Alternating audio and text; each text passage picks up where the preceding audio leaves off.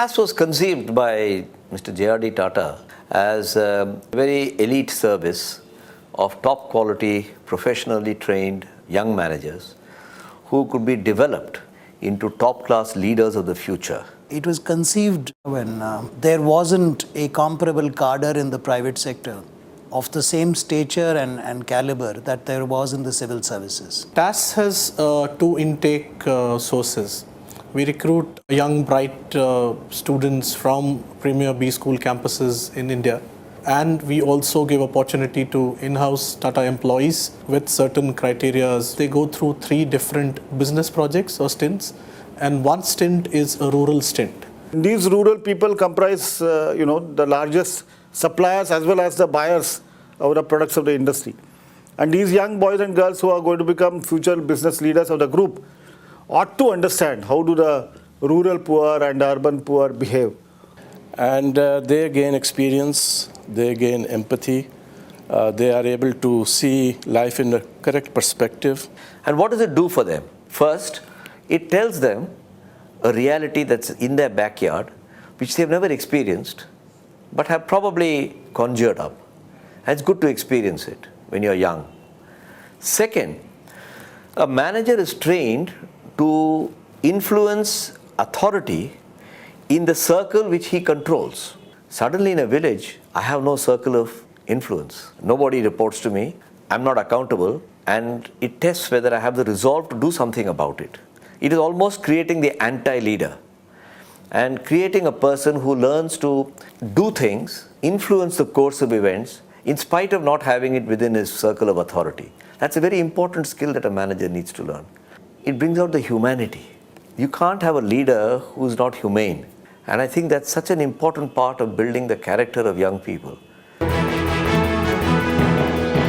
When we were told that for the rural project you are actually going into a village and staying there, first feeling was of excitement. Wow. Being born and brought up in urban cities, we had no clue of what rural life was all about. Gradually doubts started coming in. No electricity, no comfortable bed, there will be no cable TV, no internet. We were warned about incidents of diseases over there. I was unsure whether I could completely communicate with them in the language that they speak. I had this feeling that I'm going to do something good. You just have 35 days to impact their lives. There is a sense of anticipation, anxiety, everything is mixed. It's a mixed bag of emotions. Maybe we'll have a good time. Maybe there'll be a little bit of a tough time.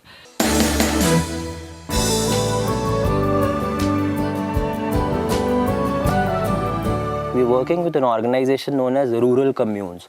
And what we are working is on food and nutrition security for the local villagers over here, and to ensure sustained agriculture through water resource availability and accessibility. Now our project is basically divided into 3 sub-modules. The first one of it is ensuring a permanent water access for irrigation throughout the year. If you consider this district, it is an area being a slopey terrain. There is dearth of water in the non-rainy season. As a result of that, they grow only rice on their fields and leave their lands fallow for the remaining 8 months. We had to come up with innovative techniques and solutions for accessing the groundwater that is there. We ourselves researched into it and we came up with the treadle pump technology.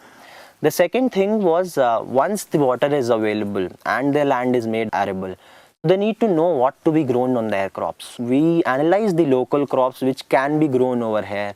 We came up with a list of 15 crops which would be the most productive for them. The third thing that follows after you have cultivated crops in your farm is that you will have excess agricultural produce. The third module was the use of an existing dehydrator technology that rural communes possessed to dehydrate these fruits and vegetables for future use. And it can be very easily taken out, rehydrated, which is essentially putting it in water for about 10 minutes.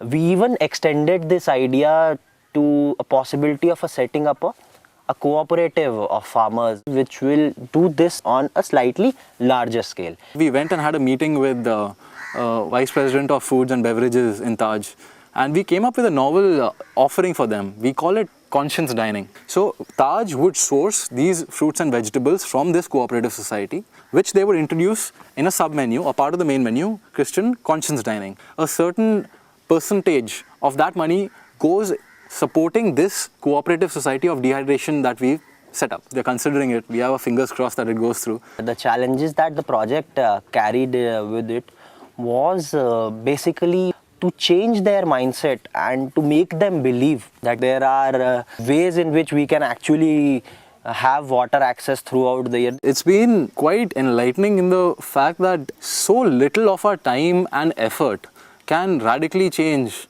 the lives of so many people. It's a great feeling.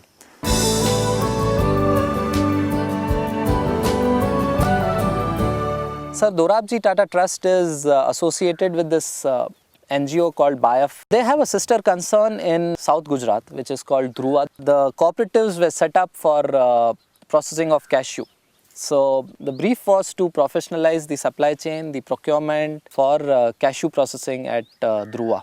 I started from very scratch studying the whole supply chain of cashews. I visited some 4 cooperative processing centers located in different parts of the area. In the supply chain, I have suggested to remove one stage which will save them at least 3 to 4 rupees a kg. Second suggestion was relook at the packing. Currently, the packing that they are doing is tin packing. I did some research and suggested a few alternate ways of packing where they can save at least 5 rupees a kg.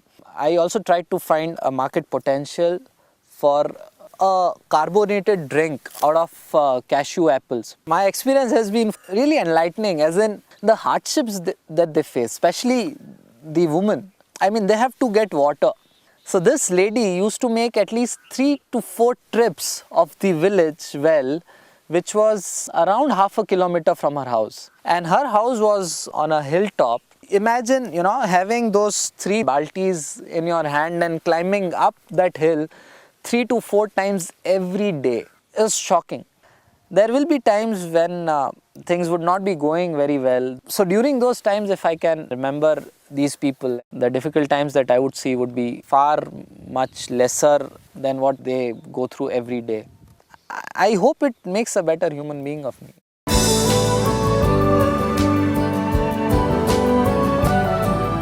I was in fact assigned 2 projects at BIAF. The first project was the planning and development of a campus at Wagholi. I looked at the entire Wagholi campus development with a perspective to have it as a showcase of BIAF's activities. So not just have it as an incubation center which would be visited by a couple of scientists in a year, but more something wherein you could have children coming in from local schools where they can experience agriculture, learn and then take back with them. The second project was a perspective planning for a green and appropriate technologies resource center.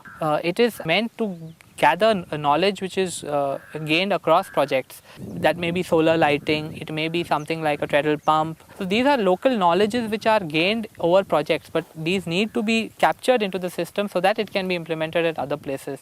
It gave me an opportunity to try to really interact with farmers. When I stayed over in the night there and I saw the storm clouds coming in the city, we'll say, wow, it is nice. But I saw the look in the farmer's eyes because the entire harvest was lying there drying. If the rains come down now, they will destroy his crop. That is the reality.